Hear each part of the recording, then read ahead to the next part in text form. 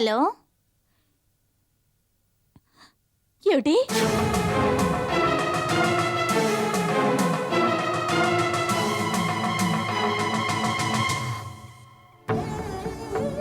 Flight యాక్సిడెంటా?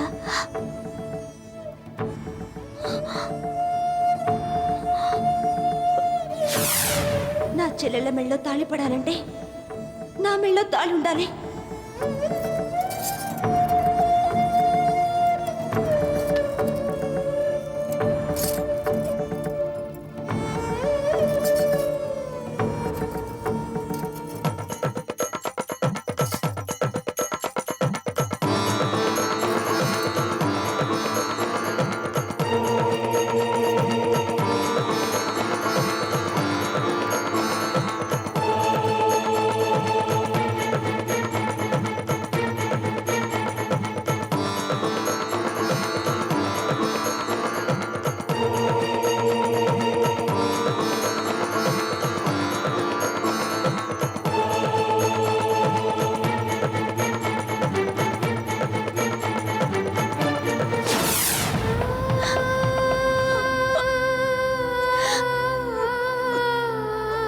ఇదంతా ఎప్పుడు జరిగింది?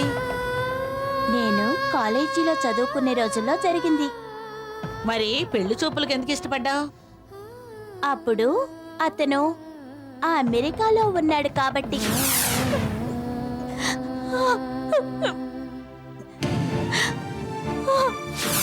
ఇంతకీ అమెరికాలో ఉన్న ఆ అబ్బాయి పేరేంటమ్మా? ఇంద్ర ఇంద్రశేఖర్ అండి.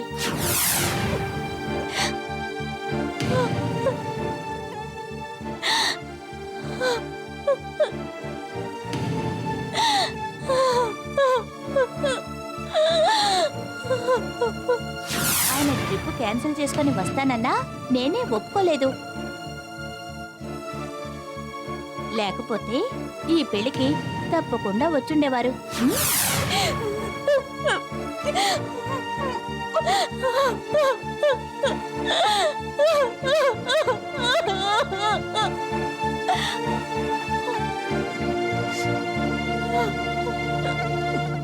ఇప్పుడు నేను ఎందుకు బాధపడాలి?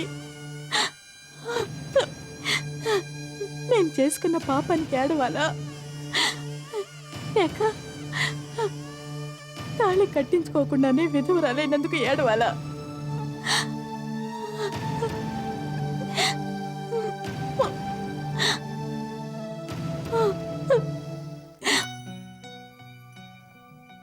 నిజంగా వెంకీ మోసం చేశాడా?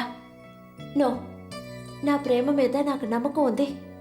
వెంకీ చేసిందంతా నా ప్రేమ కోసమే తప్ప అతనిలో ఏ స్వార్థమో లేదు. వెంకీ లేదే నేను బ్రతకలేను. డాడీకి ఎలాగైనా నచ్చ చెప్పాలి.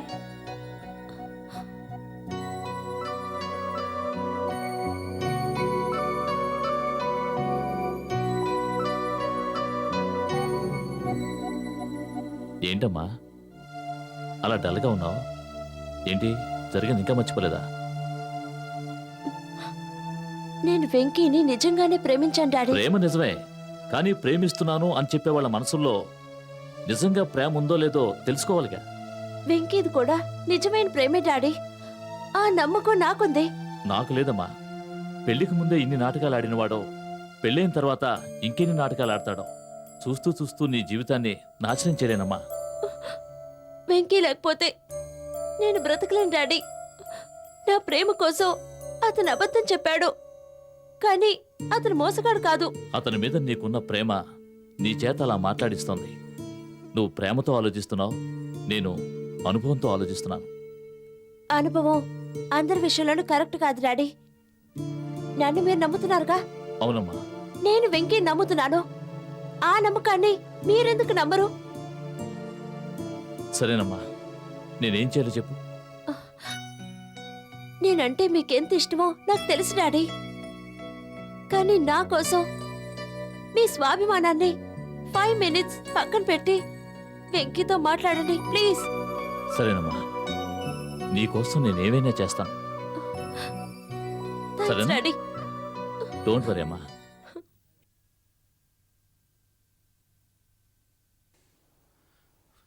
అంకుల్ మీరా? వెంకీ ఎవరొచ్చారో చూడు. ఎవర్రా? మరీ అంత షాక్ అయిపోకు. ఫేస్ చూడు, ఏమీ తెలియనట్టు ఎంత అమాయకంగా పెట్టాడో. నిజంగానే వాడు అమాయకుడు అంకుల్. లండన్లో వాళ్ళ ఫాదర్ ఉన్నారని చెప్పింది. నా చేత ఆ వేషం వేయించింది కావ్య ప్రేమ కోసమే, కానీ మీరనుకుంటున్నట్టు డబ్బు కోసమో ఆస్తి కోసమో కాదు. అలాగని నాటకాలు ఆడటం కరెక్టా? మనుషుల్ని మోసం చేయటం ప్రేమ అనిపించుకుంటుందా? కావ్య నేను ఎంతగా ప్రేమిస్తున్నానో కావ్యకి తెలియకపోవచ్చు, మీకు తెలియకపోవచ్చు, కానీ నా మనసుకు తెలుసు. I'm sorry Venky.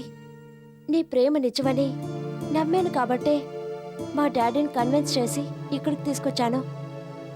సరే, ఇప్పుడు మేము ఎందుకు వచ్చామో తెలుసా? మేము తప్పు చేశామని కాదు, మీరు చేసిన తప్పు క్షమించొచ్చాం. నీ కళ్ళల్లో నా కూతురి మీద ప్రేమ కనిపించినా కనిపించకపోయినా నా కూతురి కళ్ళల్లో మాత్రం కన్నీరు నేను చూడలేను. బాబు, మనం కాసేపు బయటకు వెళ్దాం. అలాగే అంకుల్. వాళ్ళిద్దరిని ఒంటరిగా వదిలేద్దాం ప్లీజ్.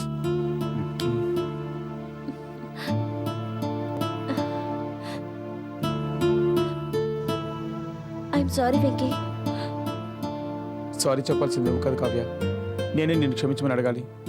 ఎందుకంటే నేను చేసింది మామూలు తప్పు కాదు, మీ నమ్మకాలతో ఆడుకున్నాను. అయినా నువ్వు నన్ను క్షమించావంటే నా మీద నీకెంత ప్రేమ ఉందో అర్థమవుతోంది.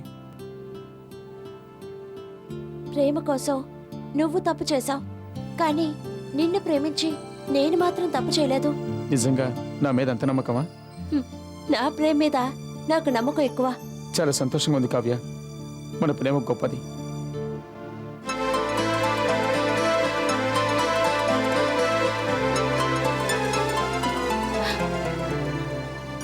ఇంకెప్పుడు నాతో అబద్ధం చెప్పకు. అసలు అబద్ధం అనే పదాన్ని మర్చిపోతాను. I love you Kavya, I love you. I love you Venky, I love you.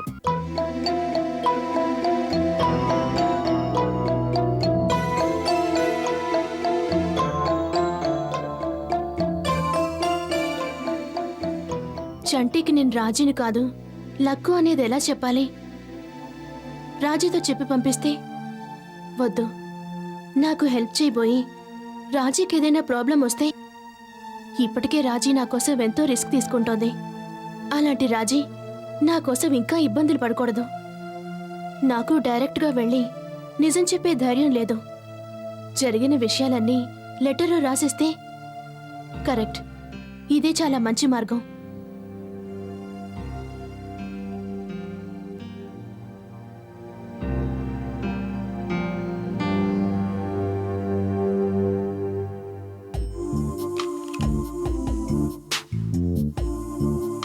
Dear చంటి, ఇది నేను మీకు రాస్తున్న మొదటి లెటర్.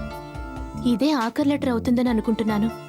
నేను రాసే ఈ విషయం వల్ల మీరు షాక్ అవ్వచ్చు, నా మీద మీకు కోపం కూడా రావచ్చు. దానికి మీరు నాకు ఏ శిక్ష విధించినా నేను భరించడానికి సిద్ధంగా ఉన్నాను. నేను మిమ్మల్ని మోసం చేశాను. నేనిప్పుడు మీకు నిజం చెప్పబోతున్నాను.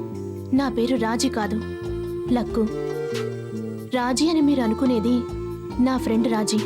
మీ ఫ్రెండ్కి బ్లడ్ ఇచ్చి కాపాడింది నేను కాదు, ఆమె. ఆమెను చూసేందుకు మీరు రెస్టారెంట్కి రమ్మన్నారు, కానీ అక్కడికి వచ్చింది నేను. దానికి ముందే నేను మిమ్మల్ని చూశాను.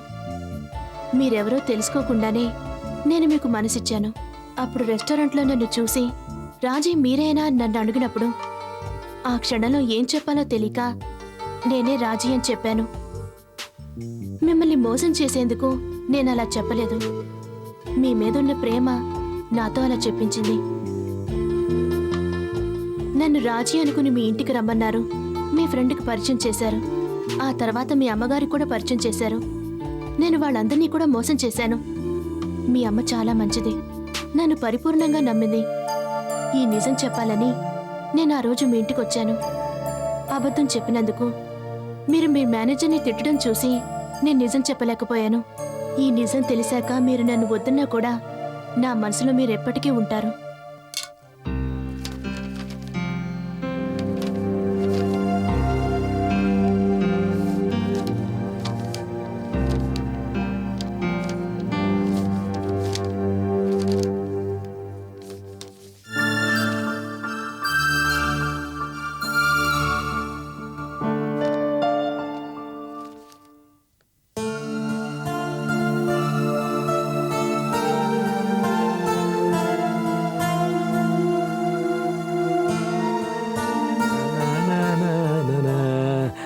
ఒరే తమ్ముడు ఇలా రారా. ఏంటక్క? మన జ్యువెలరీ షాప్కి వెళ్ళి ఈ లిస్ట్లో ఉన్న ఐటమ్స్ని రెడీ చేయమని చెప్పు. ఒక డైమండ్ నెక్లెస్, ఒక గోల్డ్ నెక్లెస్, ఇయర్ రింగ్స్, ఈ లిస్ట్ అంతా ఏంటక్క? మనం కొత్తగా నగల షాప్ ఓపెన్ చేస్తున్నావా? కాదు, పెళ్లిలో నా కోడలికి ప్రజెంట్ చేయబోయే నగలు. కోడలికి ప్రజెంటేషనా? అమౌంట్ ఎంత అవుతుందో తెలుసా? మాక్సిమం 15 lakhs ఉంటుంది. కాబోయే కోడలికి ఇచ్చే ప్రజెంటేషన్ కోసం ఇంత ఖర్చు పెట్టాలా? కోడలు సంతోషిస్తుందని కాదు, నా సంతృప్తి కోసం. అమ్మాయికి వాళ్ళ అమ్మా నాన్న చేయిస్తారుగా. చేయిస్తారు కానీ అవి మన స్టేటస్కి తగ్గట్టుండాలిగా. మన స్టేటస్ తగ్గట్టుగానే అమ్మాయి ఒంటి మీద బంగారం ఉండాలని మనం బలవంతం చేద్దాం. బలవంతం చేసినంత మాత్రాన చేయించే స్తోమత వాళ్ళకి లేదు. అందుకని కోడల్ని ఇంతగా నెత్తిన పెట్టుకుంటే రేపు అమ్మాయి మన నెత్తి మీద కూర్చొని శివతాండవం చేస్తుంది. శివుని తలలోంచి గంగొచ్చినట్టు మన కళ్ళల్లోంచి నీళ్లు వస్తాయి. రాజీ అలాంటిది కాదని నా నమ్మకం.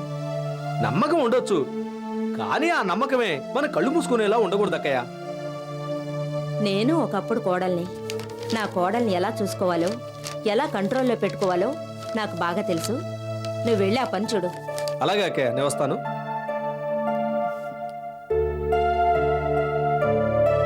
అమ్మయ్య, ఒక పని పూర్తయిపోయింది.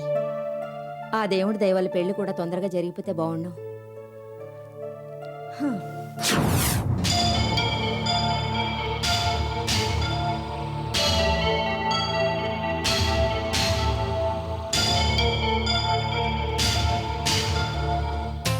Good idea. ఈ లెటర్ అంకుల్ ద్వారా పంపిస్తే ముందు అసలు విషయం చంటికి తెలిసిపోతుంది. ఆ తర్వాత క్షమాపణ చెప్పుకోవచ్చు. ఆ? ఏమ్మాయి అంకుల్, నువ్వు? నేను లక్కుని, రాజీ ఫ్రెండ్ని. ఓసారి నువ్వు సంటి ఇంటికి కూడా వచ్చావు కదూ? అవును అంకుల్. సరే, రాజీ ఎలా ఉందమ్మా? She's fine. చూడమ్మా, రాజీ ఇంతకు ముందు నీ రూమ్మేట్. మీరు ఎలాగైనా తిరిగి ఉండొచ్చు, ఎలాగైనా ఉండి ఉండొచ్చు. కానీ ఇప్పుడు రాజీ ఒక పెద్దింటికి కాబోయే కోడలు. ఇక మీదట నువ్వు రాజీతో జాగ్రత్తగా మసులుకోమ్మా. నీకు ఏదైనా జాబ్ కావాలంటే రాజీ చంటి పెళ్ళైపోయిన తర్వాత చంటితో చెప్పి ఎక్కడైనా జాబ్లో జాయిన్ అవ్వచ్చు. మ్యాక్సిమం 1 or 2 weeks తర్వాత రాజీ అక్కడే సెటిల్ అవుతుంది. అర్థమైందా? అర్థమైంది. అవును, నువ్వేంటి ఇలా వచ్చావు? మీతో ఒక విషయం మాట్లాడాలి. నాతోనా? ఏం మాట్లాడతావు? రాజీనా? కాదు అంకుల్, నేను లక్కుని. రాజీ అంటావు, లక్కునంటావు, సార్ అంటావు, ఏంటి కన్ఫ్యూషన్? నన్ను కన్ఫ్యూజ్ చేయకుండా మ్యాటర్ అంటూ క్లియర్గా చెప్పు. మీరు నాకు చిన్న హెల్ప్ చేయాలి. ఏంటది? ఈ లెటర్ చంటికి ఇవ్వండి. ఏంటి, లవ్ లెటరా? కాదు అంకుల్, పర్సనల్ లెటర్. అవును, నీ పర్సనల్ మ్యాటర్స్ చంటికి ఎందుకు?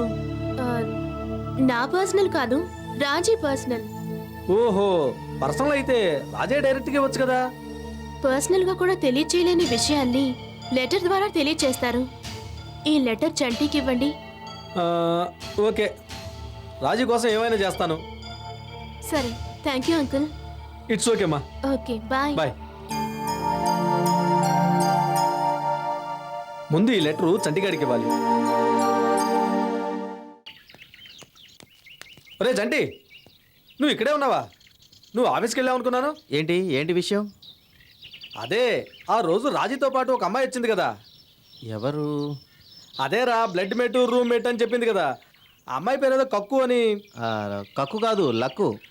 Luck luck. ఆ అమ్మాయితో నీకేంటి పని? నాకేం పని లేదు. ఆ అమ్మాయే పని కట్టుకుని నా దగ్గరకు వచ్చింది. ఎందుకు? రాజీ నీ చేతికి ఏదో లెటర్ ఇవ్వమని చెప్పిందట. ఆ లెటర్ నా చేతికి చెల్లింది. రే, ఆ లెటర్ ఇచ్చింది చదవడానికి, జేబులో పెట్టుకోవడానికి కాదు. అది నేను చదువుకుంటాను కానీ నువ్వు వెళ్ళు. ఆ అమ్మాయి ఏం రాసిందో తెలుసుకోవాలని నాకు ఆశగా ఉందిరా. ఇది లవ్ లెటర్, కోర్టు నోటీస్ కాదు. ఇదంతా యూత్ మ్యాటర్, కోర్టు మ్యాటర్ కాదు. నువ్వు వెళ్ళు. యూత్? నేను వచ్చింది యూత్ నుంచే. నువ్వు యూత్లో నుంచి వచ్చావు, సరే. ఆ యూత్ నుంచి నీకు ఒక లవ్ లెటర్ అని వచ్చిందా? నా యూత్లో లవ్ ఎలా ఉండేది తెలుసా? నేను అడుగు తీసి అడుగు పెడితే అమ్మాయిలే అమ్మాయిలు. లెఫ్ట్ చూస్తే ఒక అమ్మాయి, రైట్ చూస్తే ఒక అమ్మాయి, ముందు చూస్తే ఒక అమ్మాయి, వెనక చూస్తే ఒక అమ్మాయి. నా కోసం పడి తెచ్చేవాళ్ళు తెలుసా? దాన్ని ప్రేమ అనరు, దాని పేరు వేరే ఉందిలే. ప్రేమ అంటే ఒక్క అమ్మాయిని ప్రేమించాలి. నీ చుట్టూ తిరిగిన ఆ అమ్మాయిలో ఒక్క అమ్మాయినా నేను ప్రేమించిందా? ప్రేమించేదానికి ఛాన్సే లేదురా. అలా ప్రేమించినా పెళ్లి జరగదు. ఏ ఎందుకని? ఆల్రెడీ వాళ్ళందరికీ పెళ్ళి అయిపోయిందిగా. సరే గాని నాకు చిన్న డౌట్ రా. ఏంటో చెప్పు. మీ హనీమూన్ ఎక్కడరా? ఇండియాలో మాత్రం కాదులే. ఆ? ఏ నువ్వు ఇక్కడ ఉంటావు కదా అందుకని. రే, నా స్టేటస్ దిగొచ్చి నీతో మాట్లాడుతుంటే నన్నే కాదంటావురా? రే చూస్తాను రా, చూస్తాను.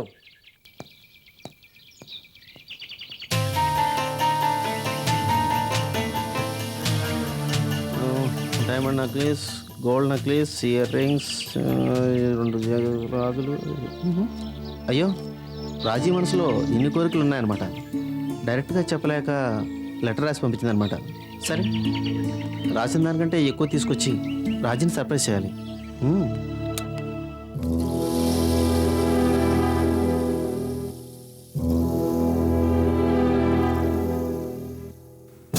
ఎందుకే ఇలా చేసావు? నీకు పెళ్ళైందని చెప్పి మమ్మల్ని ఎందుకే మోసం చేసావు? చా, వాళ్ళని కన్నట్టే నిన్ను కన్నాను కదే. నా కడుపున చెడబుట్టావు కదే.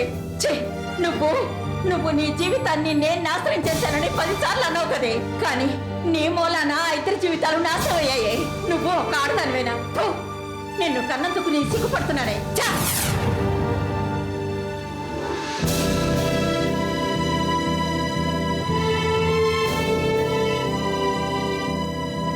అక్క, ఏంటి ఆలోచిస్తున్నావు?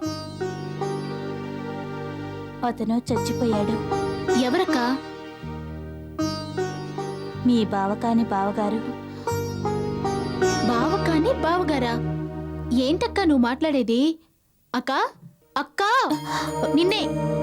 ఏం జరిగిందక్క? చచ్చిపోయిందెవరు? బావకాని బావగారేంటి? అబ్బే, అది అది ఏం లేదే.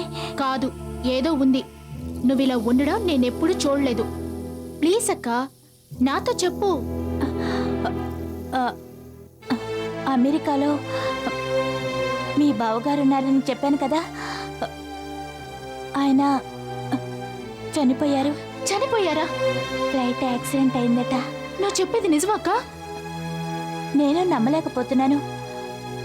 ఆయనతో తాళి కట్టించుకోకుండానే మీ అందరికీ ఆయన భార్యనని, నేను మిస్సెస్ ఇంద్రశేఖర్ అని మీ ముందు పరిచయం చేసుకున్నాను. ఆయన తాళి కట్టలేదా? మరి పెళ్ళైందని ఎందుకు అబద్ధం చెప్పావు? మీకోసం, మీకు మంచి సంబంధాలు చూసి పెళ్లి చేయడం కోసం. అందుకని నీ జీవితాన్ని నాశనం చేసుకుంటావా? నీ చేతులతో నువ్వు తాళి కట్టుకుంటే అది పెళ్ళెలా అవుతుంది? నా అవసరం పెళ్లి కాదే, పెళ్ళయిందని అనిపించుకోవడం. ఒక్క పెళ్లి కాని అక్కకి చెల్లెలైన మిమ్మల్ని లోకం ఆడిపోసుకోకుండా ఉండాలని అలా చేశాను. ఇలా జరుగుతుందని నేను కల్లో కూడా ఊహించలేదు. జరిగిందేదో జరిగిపోయిందక్క. ఇక నుంచి ఆయన గురించి ఆలోచించడం మాని. ఇంపాసిబుల్. నేను ఆలోచించకుండా ఎలా ఉండగలుగుతానే? తాళి కట్టుకునేటప్పుడు నేను ఇంద్రశేఖర్ని నా మనసులో భర్తగా ఊహించుకొని నా మెళ్ళో నేను తాళి కట్టుకున్నాను. ఎవరు అనుకున్నా అనుకోకపోయినా ఆయనే నా భర్త.